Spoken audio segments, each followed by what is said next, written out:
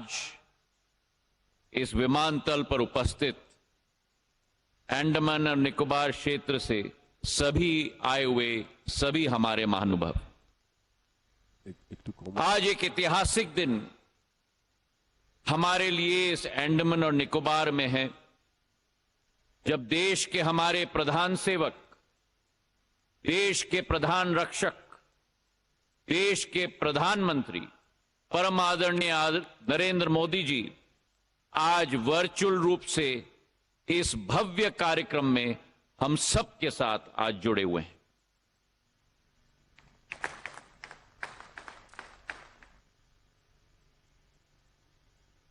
अंडमान और निकोबार, यह अतिशयोक्ति नहीं होगी अगर हम कहें कि हिंद महासागर का सबसे सुनहरे मोतियों में से सबसे सुंदर मोती अगर है तो अंडमान और निकोबार महाद्वीप है।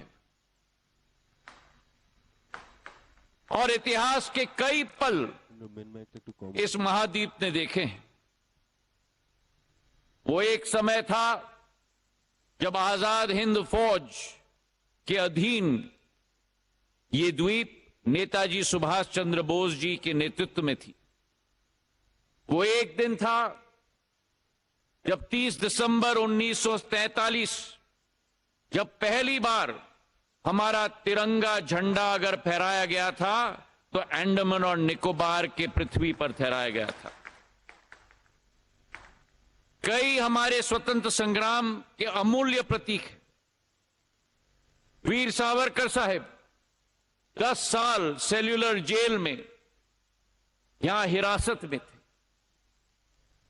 लेकिन वास्तविकता यह भी है मेरे भाई और बहनों कि 70 साल में अंग्रेजी शासकों के नाम पर यह द्वीपों का नामकरण किया गया था। और अगर उसे किसी ने परिवर्तित किया तो हमारे प्रधानमंत्री, हमारे पंत प्रधान नरेंद्र मोदी जी ने, जिन्होंने ये कदम लिया कि 21 हमारे वीर सपूतों को, परमवीर चक्र के विजेताओं पर 21 द्वीपों का नाम करके सच्ची श्रद्धांजलि हमारे वीर सपूतों को किसी ने दी है तो प्रधानमंत्री नरेंद्र मोदी जी ने दी। प्रधानमंत्री जी के नेतृत्व में नागर विमानन क्षेत्र में एक नई तीव्रता और एक नई तेजी आई है। जहां 66 वर्षों में देश में केवल 74 एयरपोर्ट थे, आज प्रधानमंत्री जी के नेतृत्व में 74 अतिरिक्त एयरपोर्ट बनकर 148 एयरपोर्ट आज देश में बन चुके हैं। जहां देश में केवल 2013-14 में 6 करोड़ घरेलू यात्री थे, आज उसी भारत में 14.5 घरेलू यात्री, मतलब 130% की वृद्धि हुई है। जहां एयरलाइंस की फ्लीट में केवल 400 विमान होते थे, 9 वर्षों में आज 700 विमान, 75% वृद्धि हुई है। और जिस देश में केवल 3 ग्रीनफील्ड एयरपोर्ट थे, आज उसी देश में प्रधानमंत्री जी के नेतृत्व में 11 अतिरिक्त बनकर 14 ग्रीनफील्ड एयरपोर्ट हो चुके हैं। लेकिन यह सफर प्रधानमंत्री जी का निर्देश है। प्रधानमंत्री जी का निर्देश है कि यह सफर निरंतर जारी रहना होगा। और इसलिए प्रधानमंत्री जी के नेतृत्व में जिस भारत में आज 148 एयरपोर्ट हैं, आने वाले 3-4 सालों में इस संख्या को बढ़ाकर हम लोग 200 पार करेंगे, ये हमने संकल्प लिया है। जिस भारत में केवल 14.5 करोड़ वर्तमान में घरेलू यात्री हैं, 2030 तक हमारा अनुमान है कि 42 करोड़ तक यह आंकड़ा पहुंचेगा। और जिस भारत में आज 700 विमान हैं, आने वाले 3-4 वर्षों में इसे बढ़ाकर 1500 से 1700 विमान तक हम लोग पहुंचाएंगे। यह हम लोगों का संकल्प है। आज प्रधानमंत्री जी के नेतृत्व में उड़े देश का आम नागरिक योजना, लोकतांत्रिकरण नागर विमानन सेवा का प्रधानमंत्री जी का संकल्प और सपना कि हवाई चप्पल पहनने वाला भी हवाई जहाज में उड़े, आज उस योजना के तहत करीब 1.5 करोड़ यात्रियों ने सफर किया है, जो पहला सपना ही देखते थे।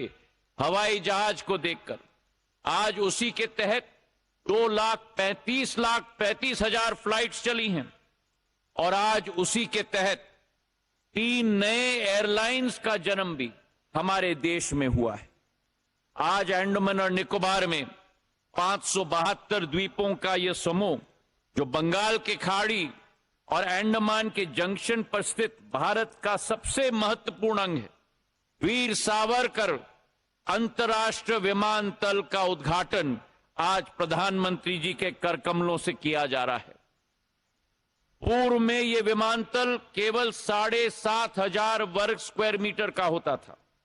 आज इसे बढ़ाकर 5 गुना 40,000 वर्ग स्क्वायर मीटर का विमानतल का उद्घाटन प्रधानमंत्री जी से किया जा रहा है। जहां 300 यात्रियों की क्षमता होती थी, आज 1200 यात्री प्रति घंटा की क्षमता के आधार पर यह महत्वपूर्ण विमानतल का उद्घाटन हो रहा है। और उसी के तहत जो प्रधानमंत्री जी की सोच और विचारधारा सदैव रही है, vocal for local, Andaman and Nicobar की अतुल्य बायोडाइवर्सिटी को भी स्थान इस विमानतल में दिया गया है। ऑयस्टर के आकार में यह विमानतल बनाया गया है और इस तरीके से डिजाइन किया गया है कि दिन के समय में लाइटिंग की जरूरत नहीं होगी। सूर्य के प्रकाश की रोशनी के आधार पर ही यह विमानतल प्रकाशित होगा। हमारे क्षेत्र में सस्टेनेबिलिटी के आधार पर भी इस विमानतल में double insulated proofing system, LED lighting, rain water catchment, solar water plant और इसी के साथ साथ हमारा अनुमान है कि हमारे इस विमानतल के आधार पर हमारे पर्यटन के क्षेत्र में, हमारे अधोसंरचना में, हमारी आर्थिक गति में नई एक वृद्धि आएगी। प्रधानमंत्री जी की सदैव यह संकल्प रही है कि अंडमान और निकोबार में अधोसंरचना बढ़नी चाहिए। केवल ये विमानतल नहीं, लेकिन इसके अतिरिक्त 3 अतिरिक्त विमानतल शिवपुर में, कार निकोबार में, कैंपल बे में भारत सरकार के द्वारा स्थापित होने जा रहा है। और उसी के साथ 4 वाटरड्रोम शहीद द्वीप में, शहीद द्वीप के साथ साथ हमारे स्वराज द्वीप में, आइलैंड में और पोर्ट ब्लेयर में 108 से 150 करोड़ कुल मिलाकर ये निवेश हमारे क्षेत्र में किया जा रहा है। प्रधानमंत्री जी के नेतृत्व में जो सोच और विचारधारा है भारतीय जनता पार्टी की, सेवा की, सुशासन की और गरीब कल्याण की, उसके प्रति हम सब समर्पित हैं। और जो 9 वर्षों में काम हुआ है, ये आने वाले कई सदियों को इसका लाभ मिलेगा, इसका हमें पूरा विश्वास है।